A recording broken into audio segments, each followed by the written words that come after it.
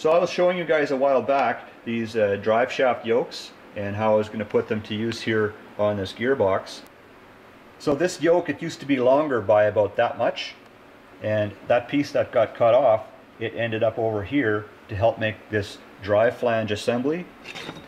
So you can see this is actually a sprocket mount. Right down in here is where the sprocket would sit on, and you can see where the sprocket would bolt on. And down inside there you can see the splines from that piece of cut off yoke. So now it goes right on the gearbox here. And this end, it's smaller here. It gets that bearing. It's going to be a press fit. So this is kind of what that end piece looks like, where the bearing gets pressed on. And it just gets welded onto the yoke. And prior to welding, V-notch was made so that the weld could get down inside there nice. And then after it was welded all around, then it was put back on the lathe and it was spun again just to clean up that weld and stuff. So you can still see some of the weld was far enough down that it actually couldn't be contacted by the lathe. So, but it's all good. So the other end of this gearbox, it gets a small sprocket, and originally I was going to use this one. So this one I got on eBay, and it came pre-drilled with these 8 holes, and I'm actually using that as a sprocket mount.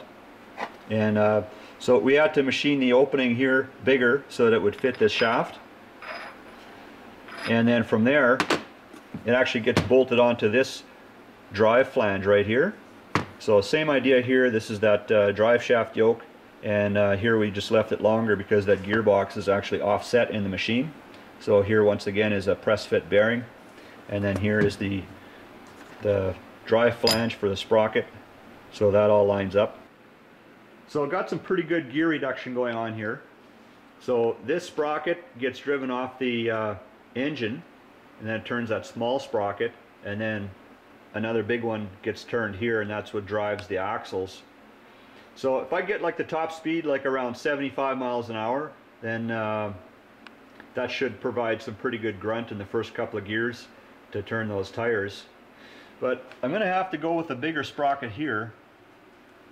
See, this one, it just doesn't provide enough room for the chain to sit on that sprocket nice. So that's a 15 tooth, and I've got a 16 tooth coming, and that might be enough, but if not, then we'll go to 17.